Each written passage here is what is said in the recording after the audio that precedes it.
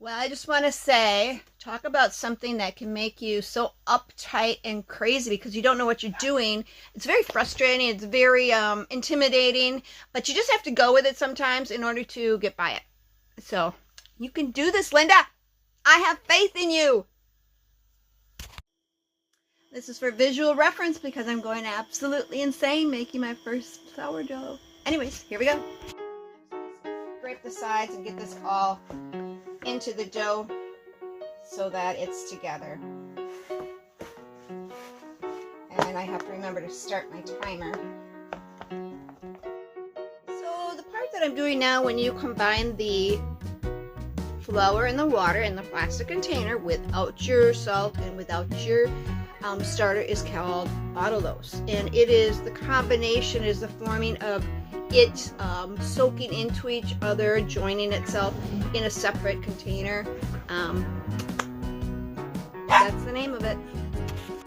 Okay, so I'm going to let you know that I took my scale, I measured out 100 grams of the wheat flour on here first, dumped that in my thing. Then I measured out the 600 grams of white unbleached flour, dumped that into my container. Then I measured out the 560 grams of water individually. I have to do it that way because that's how I learned. So I am going to put my container on here. We're going to zero it out because I'm going to measure out 14 grams of salt and set that aside. So when I'm ready in 45 minutes after I set my timer, as you know how things go.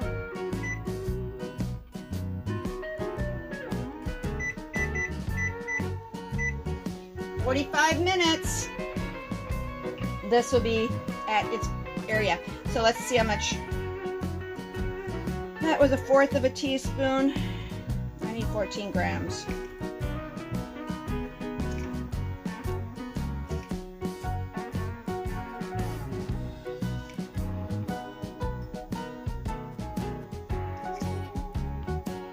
And what's nice is you can always remove it. Add or remove. Okay, I've got 14 grams of salt. I'm going to put that aside so I have it for later. So when I need to add it, it's right here along with my starter. So that's ready to go. A little clarification here. While my starter is out waiting for the flour and water mixture in the plastic container before I even mix the salt and starter in, you want to cover it but not tightly. So you want that left on the counter. So after this 45 minutes, that is when I'm going to begin doing my stretch and folds. I'm going to do 4 stretch and folds and wait 4 minutes or 30 minutes, and then I'll do 4 more stretch and folds, wait 30 minutes, 4 more stretch and folds, wait 30 minutes, 4 more stretch and folds, wait 30 minutes. Then I will do my aliquot and start the timing with that. Autolose was done after the 45 minutes. I went ahead and added my 14 grams of salt to my water and flour. Then I added my starter that was covered. I am now mixing it, getting my hands wet because that helps in the process of mixing it. Okay, so now I'm going to leave this sitting here for 45 minutes. I am going to do 1 stretch and fold. And I have a set of spoons, 4 of them. One is going to be for every 30 minutes. I'm going to put this on top. I'll show you what I mean in a minute. I'm going to lift this up, stretch it, fold it, turn it, stretch it, fold it, turn it, stretch it, fold it, turn it, stretch it, fold it, turn it. Okay, I'm going to put my cover on. I'm going to put my spoons on here, and I know that I've done 1 stretch and fold. So I'm going to leave my spoon like that, meaning I've done 1, and each time I do 1, I'll turn it. And I'm going to set my timer for 30 minutes. Hopefully it all goes well. Alright, it's been 30 minutes. Let's do another stretch and fold. It looks rather nice. Get your hands wet.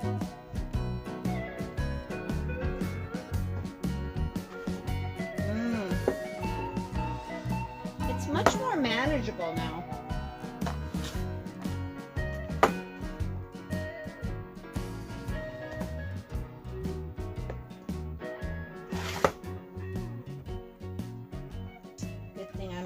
water in a container here because being off grid, we've run out of water, which means we have to go get it from the well and put it in a container. All right, I'll do a couple more. That's about as much as I'm gonna do. I'm gonna cover it, set it for 30 minutes again, put my third spoon over, and let it go. All right, it's been 30 minutes. I'm going to do another stretch and fold. We'll get our hands wet.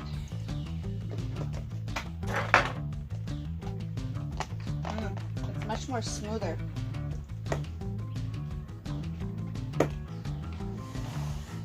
And because I started doing this already right when I mixed it, I'm going to let this sit for 30 more minutes, and then I'll do another stretch and fold, and that will be done. So I know that I've let it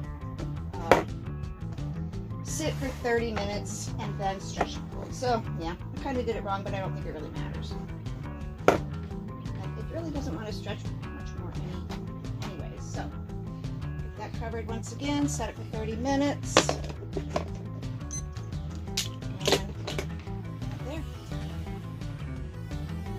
I'm going to go ahead and take 40 grams out of here. So put this into 40 into grams, and we're going to try to measure up 40 grams to put in this cup, because that is what's going to give us our measurement of if this is done, when it's done bulk rising. We got 34. A couple more grams.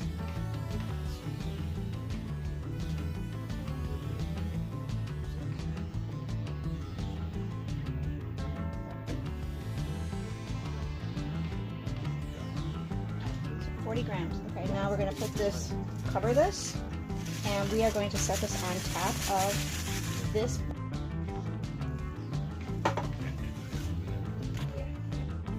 For my own clarification, it is about half full, and I want this to rise to the top. This is I think it's a 1/3 cup. So we'll let that rise, and then we know that it has risen almost double, and that would be our bulk ferment. This process could take up to 3 hours depending on the temperature of your room. So while the dough was doing its bulk ferment, I knew that I had time to get outside. I set my clock for about an hour that I could come in and check on the dough, see how it was doing, and keep doing that until I was ready to be done with it. And so I decided to get outside in the nice warm sunshine, 60 degrees here, and start some laundry in my wringer washer.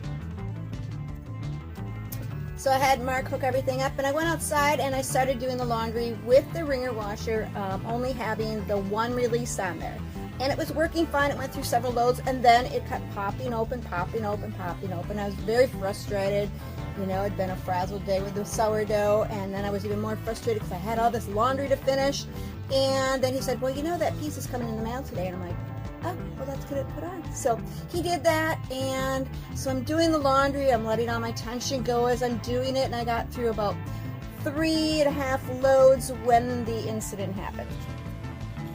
This is the broken release bar from the end of November. So I was saying to myself as I'm doing the laundry, it's been a very stressful day, but it's so peaceful and quiet, and it's moving along so wonderfully, and bam, my hand went in. My world turned upside down for just a little bit, but it's all good now. So the ER doc walks in and says, I hear you've been through the wringer. Okay, so caution, trigger warning, there is blood ahead in the next scene for about a minute or so. So if you get queasiness from the sight of blood, you should skip ahead about a minute or so and then continue in the video. She's feeling really good right now. Better than I did. I didn't have any drugs either. Halfway around her finger. I just don't want to see it. Yeah. She don't want to see it. She's going to get cleaned up, and we're going to go home, and I'm going to play sourdough and fix the water pump and do the rest of the wash. Finish the laundry. You're not going to finish it tonight.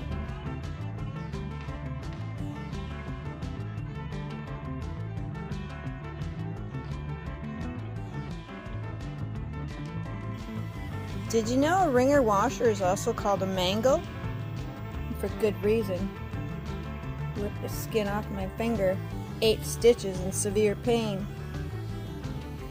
Cannot imagine the relief I get from the ice. Really helps with the pain. The knuckle was so swollen it was causing me excruciating pain yesterday. You can see there's 2 release bars, one on this side, one on this side. This was broke before we just repaired it. So you can see there is a roller here, and there is another roller right here, this black one, and they are tight. You cannot get your finger through there. So when that happened, when my day was going so good, and I was so thankful for a nice day, I had my finger in between this 4-layered blanket that I was putting through the wringer, and as I'm leading it through the 2 wringers, my hand kind of got underneath the blanket and it grabbed it and took it through. So it started right here, and that's when I noticed it immediately, but it was too late. It went through, and as it is rolling my finger through, I'm pulling my finger back, and that's when the degloving happened. But you can see that it's healed up a lot better than it was. It's still crooked. I don't have much use from this knuckle on down. I can't bend it here like I can my other ones. That's as far as I can bend it. So that's what it looks like. It's still fat and thick, but I'm able to use it, so much. On my other fingers I'm using much better, and I'm using my other hand a lot. When it was all stitched up, but I'm making use of it, and everything's going to be just fine. The snoopervisor teaching an old dog new tricks. Well, yesterday my bread should have been baked, but because of the wringer washer injury, the day that I made this for the very first time, I didn't get to finish. So it's been in the fridge, and now I'm going to take it out with one hand, and I'm just going to try to get it tucked under. Roll it and tuck it under, roll it and tuck it under. I'm not doing as good as I'd like to with this one. I did already get one done.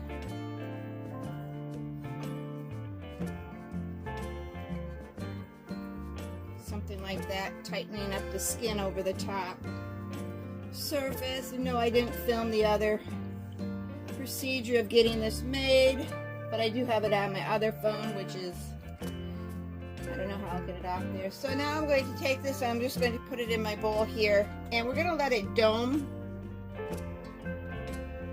Something down there I do not want. We're just going to let it dome, whatever that means. And these are floured. And then we're finally going to bake it. While the bread is in the bowl, and we're just going to cut this paper somehow, this parchment paper. I'm going to put it in my loaf pans, and that is what I'll be baking them in. I will put a pan underneath the loaf pans, like so. And I'll probably put a couple ice cubes on here for creating steam. I'm going to cover them with a roasting pan to keep the hydration in there. Something like that. I don't know how it's going to go, but we shall see. It's always a journey with Linda. Alright, we're going to take the dough out of here, and I've got my pan ready. So I got the flour side here. I'm going to, not really sure what I'm doing. I'm going to tip this upside down, roll it over, and I'm going to pull on the corners because I want to make it into a loaf. Kind of square it. I'm not being too rough with it. And then I'm going to fold the first third over and over again.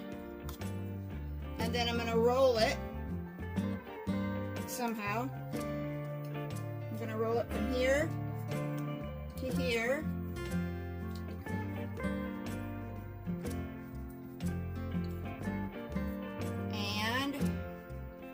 Then I'm going to tuck in the ends here. I'm going to pull this top out, tuck it down under.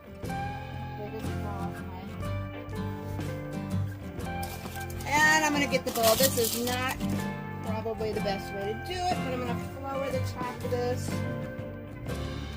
lightly. see if this even works.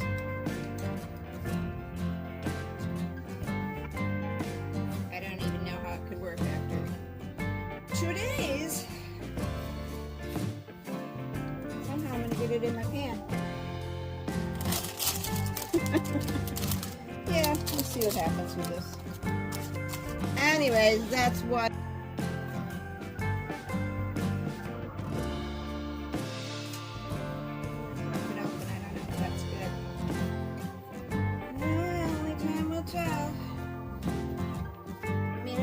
Killed it already. How much worse can it get? And something like roll.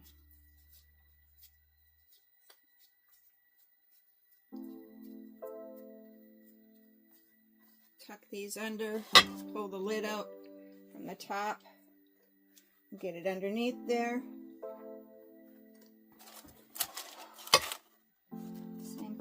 Back side. That needs a little flour.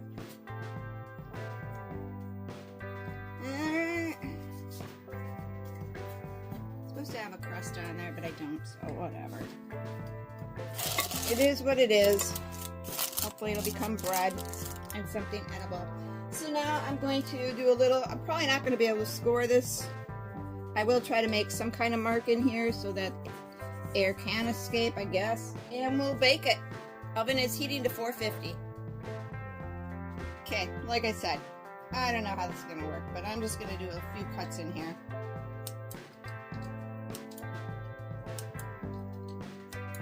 On an angle, I say about a 1/2 inch deep.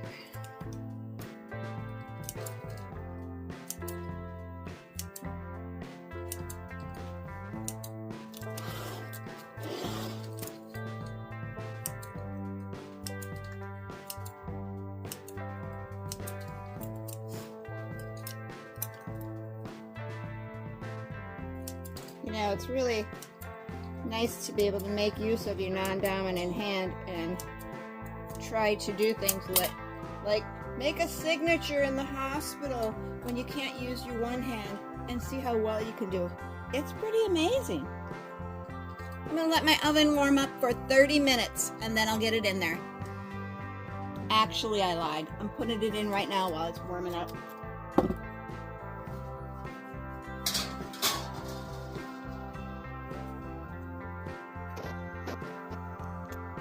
I really don't want to risk burning myself. So, like I say, whatever it is, it is. Get some ice cubes on that tray. And cover it.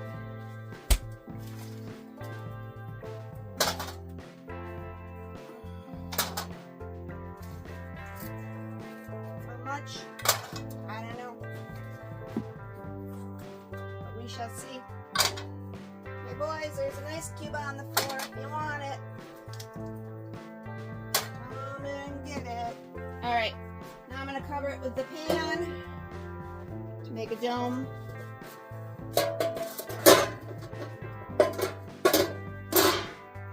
And yeah.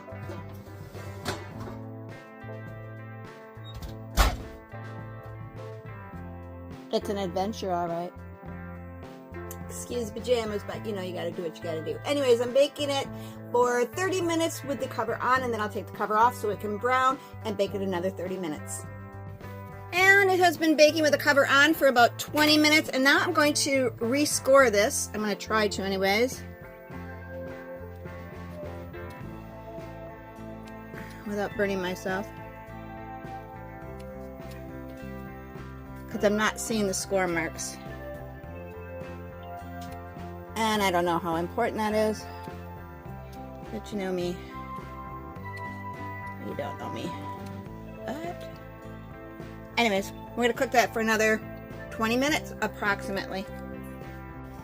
Well, time is up. Let's take a look at our bread. Yeah, that one's starting to burn on top. Because I'm one-handed pretty much, I'm going to have my better half take the bread out of the oven and have them set it on the cooling rack. Alright, Okay, so that's what the bread looks like. I don't know how it's supposed to look. It's a little spongy back. So maybe, who knows? Maybe it'll be okay. We're going to wait at least an hour before we cut this because you really want to wait a while. Maybe even longer. Don't really know. Because I don't know what the bleep, bleep, bleep I'm doing. All right, I'm putting it back in the oven. They are not browned enough, so let's just give it some more time. That looks much better. So we'll get these cooled off. Put them on top of the toaster. Wow, that looks a lot better. This looks like it's actually cooked all the way through now, so I'm really happy with it that I put it back in. Because, you know, don't do like Linda. Okay, excuse the lighting. I'm trying to cool this place off a bit. I'm going to take the bread out of the pan so we can get a look at what it looks like. And even though I had to bake it longer, I'm not really sure how this bottom is, but it looks really nice. It didn't burn, so that's awesome. I was concerned about it burning.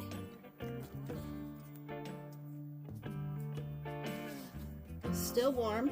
We're going to give it a couple hours to cool. It says between 1 to 2 to 4 to 6, but we'll give it a couple hours and then we'll take a cut in it and see how it tastes. Well, Marc very happily finished washing the clothes, got them hung on the line, but I just want to know, his clothes are hung up, my clothes are inside out. Anna, what do you say? Do I divorce him for that? You told me not to turn your clothes outside, right? That was a long time ago. I didn't forget that. So a quick note, before I took the bread out, I should have taken the temperature. It should have been between 206 and 211, I believe. So I didn't do that, and now it's time to cut the bread. Okay. I'm gonna let the knife do all the work.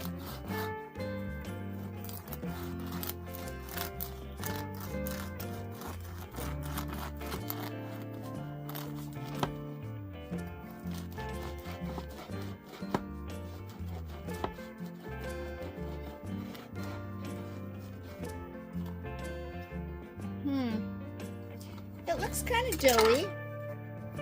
It doesn't look like it's cooked all the way through, but I think we'll still give it a try. Of course we're going to give it a try. It feels a little doughy yet, so it probably could have cooked a little bit longer, so you do want to check your temperature of your bread. But let's give it a taste. A few air pockets. Yeah.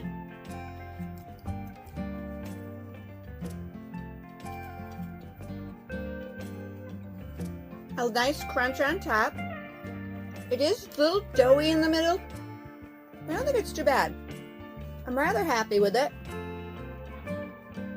I can tell you, for all I've been through, it's definitely worth it. I'll take it as a win. But next time will be even better, so stay tuned. I toasted a piece. Let's take a taste. Can you hear my crunch? Anyways, not bad. I'm rather proud of myself. Life is full of many lessons, and sometimes you just have to let it go.